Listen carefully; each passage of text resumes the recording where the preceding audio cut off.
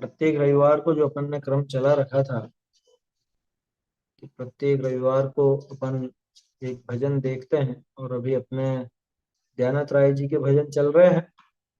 इसमें अब अगला भजन अपने को देखना है, भाई अब मैं ऐसा जाना।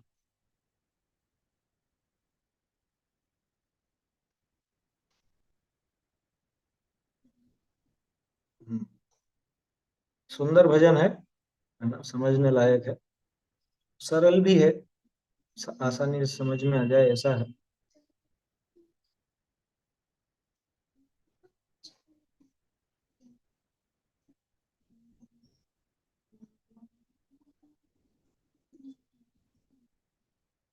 चलिए पहले इसको बोलेंगे और फिर उस पर चर्चा करें।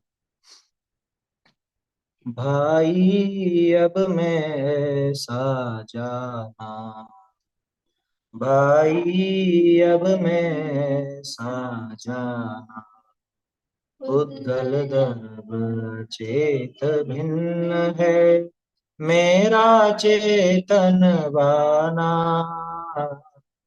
उद्गल गर्भ चेत भिन्न है, मेरा चेतन बाना, भाई अब मैं साजा, कल्प अनंत सहत दुख बीते, दुख को सुख कर माना, कल्प अनंत सहत दुख बीते, दुख को सुख कर माना, सुख दुख दो कर्म अवस्था, सुख दुख दो कर्म अवस्था, मैं कर मन ते आना, भाई अब मैं साजाना, जहाँ भोर था तहाँ भई निशि, निशि की ठोर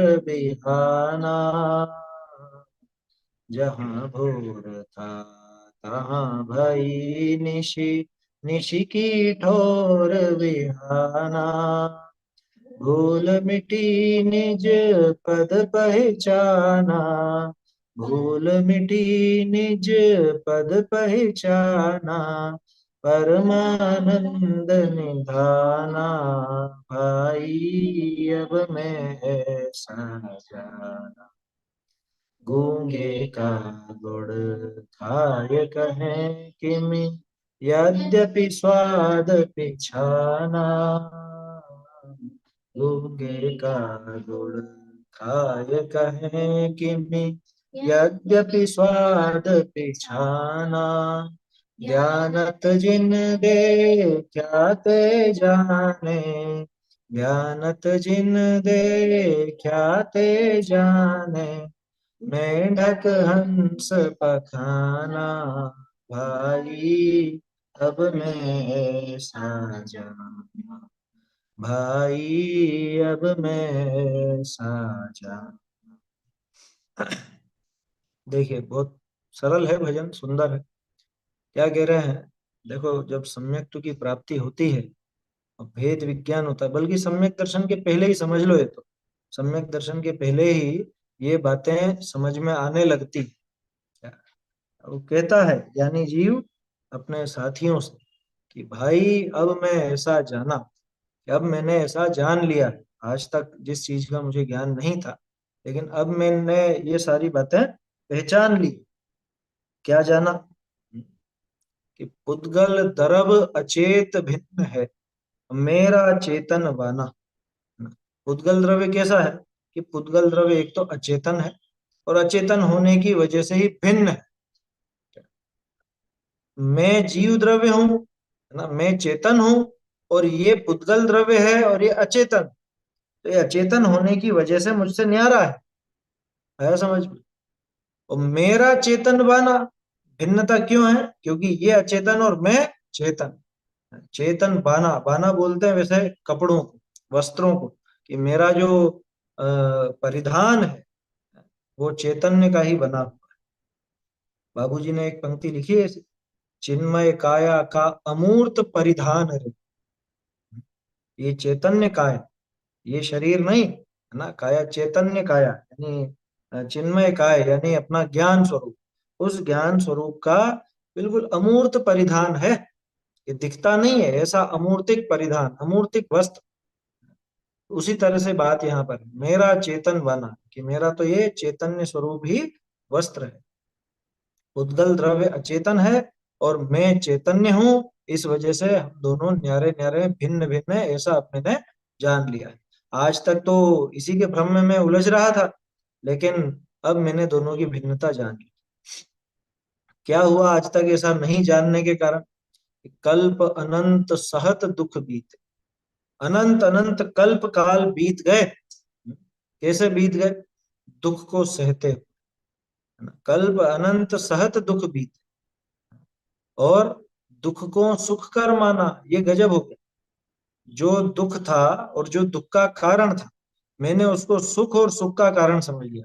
क्या मतलब? कि पांच इंद्रिय के विषय भोग, जिनमें दुख के अलावा वास्तव में और कुछ है नहीं। प्रवचन सार जी में देखा था ना अपन, कि वो सारे के सारे दुख स्वरूप ही हैं। उस दुख को मैंने सुख मान लिया था, और दुख के कारणों को सुख का कारण मान लिया था। दुख को सुख कर माना, दुख को सुख देने वाला समझा, अथवा दुख को सुख की कल्पना करके मान लिया। अनंत काल तक ऐसा दुख ही सहता रहा, जिसमें सुख था नहीं, और उसमें मैं सुख मानता रहा। सुख दुख दो कर्म अवस्था। यहाँ पे सुख का अर्थ बाहरी अनुकूलता मात्र लेना, है ना। इस वाली लाइन, ऊपर वाली लाइन में तो खैर सुख शब्द आया ही नहीं था। सुख दुख दो कर्म अवस्था की, बाहर में अनुकूलता रूप सुख हो, सुख है नहीं, सिर्फ कहा जाता है। और प्रतिकूलता रूप दुख, दोनों के दोनों कर्म की दशा है। मैं कर्मणते आना, मैं तो कर्मों से न्यारा हूं। अथवा सुख और दुख के भाव जो असल में क्या कहें, राग द्वेष जो चलते हैं, वो सारी की सारी कर्म की अवस्था। सुख और दुख मानने की भी वो कर्म की अवस्था, कर्मों की वजह से और चारित्र मोह के उदय की वजह से ऐसा मैं किसी में सुख मानने लगा, किसी में दुख मानने। चारित्र मोह और दर्शन मोह दोनों, ये कर्मोदय जन्य अवस्था थी। बाहरी अनुकूलता प्रतिकूलता की बात करें तो साता असाता वेदनी का उदय, या नाम कर्म तरह तरह का जो शुभ अशुभ नाम कर्म है, उसकी वजह से बाहर में विषय दशाएं मिलती हैं। और उनमें विपरीत बुद्धि होती है दर्शन मोह के कारण, मिथ्यात्व के कारण। साथ में राग द्वेष होते हैं चारित्र मोह के कारण। तो कुल मिला के सारी की सारी वो कर्म की अवस्था थी। और मैं तो निरंतर, और नित्य ही कर्मों से न्यारा रहा, पूरी तरह से कर्मों से न्यारा रहा। कर्मन्ते आना, आना यानी अन्य, कर्मों से आना, कर्मों से भिन्न रहा। और मैं इनमें सुख दुख मानता रहा, जबकि वास्तव में तो मैं कर्मों से न्यारा था, लेकिन उन कर्मों के उदय में होने वाली उन दशाओं को ही अपना समझता रहा। बाहर में अनुकूलता मिल गई तो खुद को सुखी समझने लगा, बाहर में प्रतिकूलता मिल गई तो खुद को दुखी समझने लगा। ऐसी विपरीतता मैंने आज तक धारण की, और इसी वजह से अनंत काल तक, अनंत अनंत कल्प काल तक, अनंत काल नहीं लिखा, अनंत कल्प। एक कल्प काल में कितना समय होता? 20 कोड़ा कोड़ी सागर, 10 कोड़ा कोड़ी सागर अवसर्पिणी का, 10 कोड़ा कोड़ी सागर उत्सर्पिणी का, दोनों मिलाकर के एक कल्प काल होता है। कल्प अनंत सहत दुख बीते, दुख को सुख कर माना, सुख दुख दो कर्म अवस्था में कर्मत्या। अब देखो, जहां भोर था तहां भई निशी, निशी की ठोर बिहाना। ये जहां पे भोर था, जहां उजाला था, तहां भई निशी, वहां पर तो रात हो गई। और निशी की ठोर बिहाना, और जहां पे अंधेरा था वहां बिहान हो गए। बिहान का मतलब सवेरा, सूर्योदय, प्रभात काल, है ना। मतलब रात के स्थान पर दिन, और दिन के स्थान पर रात होगी। क्या मतलब? कि आज तक मैं उस अज्ञान के वशीभूत होकर के वो बाहरी पदार्थों में, उन वस्तुओं में ही जाग रहा था। क्या? उसमें जाग रहा था, व्यवहार में जाग रहा था, तो परमार्थ में सो रहा था। परमार्थ की तरफ से मेरी आंखें मुंदी हुई थी, आत्मा को तो देखा ही नहीं थी, और आत्मा की तरफ तो रात हो रही थी, है ना। और पांच इंद्रिय के विषय भोगों में मेरी बुद्धि लगती थी, तो उधर ही उजाला था। एक तरह से माने अब मेरा उपयोग, मेरी रुचि, ये सब उसकी तरफ लगे हुए थे। तो वहां भोर था उस समय, लेकिन अब वहां पे अंधेरा हो गया। अब ये पांच इंद्रियों के विषय भोग मुझे नहीं लुभाते, अब ये शरीर मुझे नहीं लुभाता। अब इनसे भिन्नता जानने के कारण अब वहां जो मेरे उपयोग का उजाला दिखता था, अब वो वहां पर अंधेरा हो। और निशी की ठोर बिहाना, जिस तरफ से मैंने आंखें मूंद रखी थी, अपने आत्म स्वरूप को कभी देखता ही नहीं था, जहां अंधकार ही अंधकार कर रखा था, उसके स्थान पर अब उजाला हो गया। ये चैतन्य सूर्य उदित हो गया है। अब मिथ्यात्व की रात को दूर होने से कोई नहीं रोक सकता। दूर ही हो गई है वास्तव। भूल मिटी, और ये मेरी सारी भूल मिट गई, है ना। वो भ्रम तो अंधकार का ही था ना। हाँ, मतलब अंधकार तो भ्रम का ही था, भ्रम रूपी अंधेरा था। वो भ्रम रूपी अंधेरा अब दूर हो गया।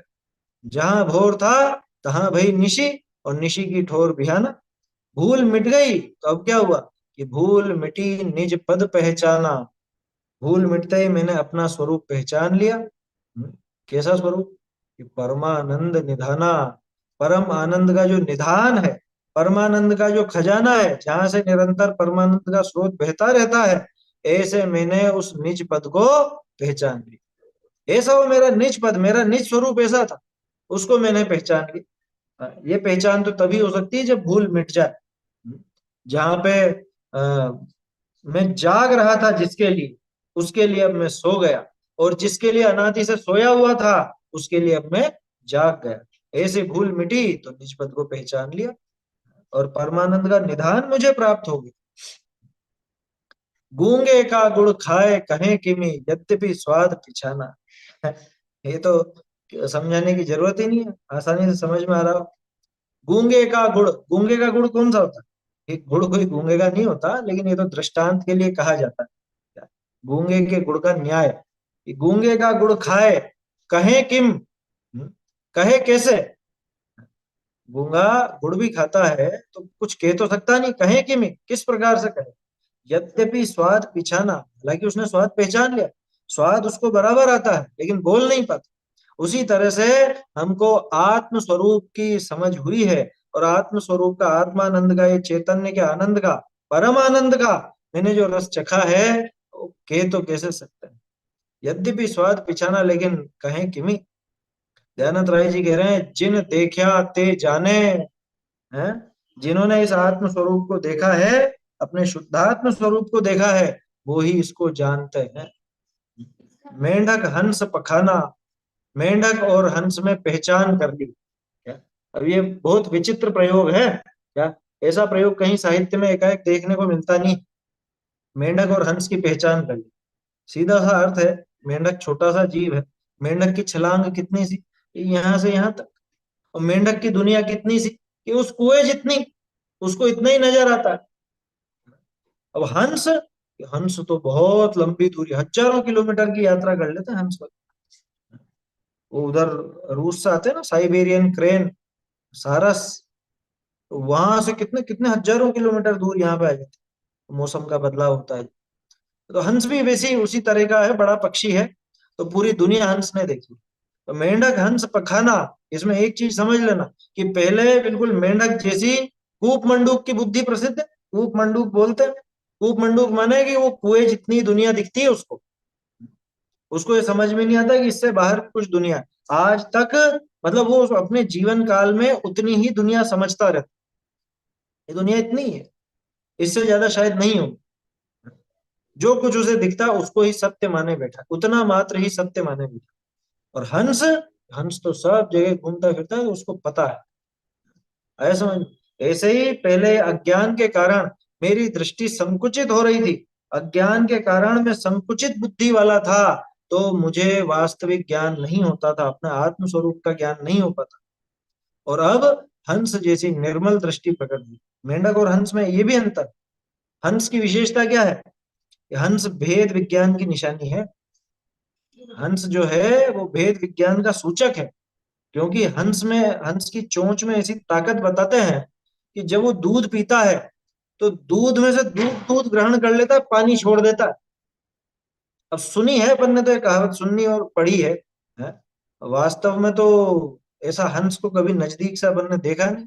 चिड़ियाघरों में जरूर देखा होगा, लेकिन वहां ये विशेषता पता नहीं चलती। तो हंस में वो नीर क्षीर विवेक उसको कहा जाता है, नीर क्षीर विवेक। ये पानी और दूध, इसको न्यारा न्यारा कर देने की बुद्धि उसमें देखा है, तभी तो उदाहरण है।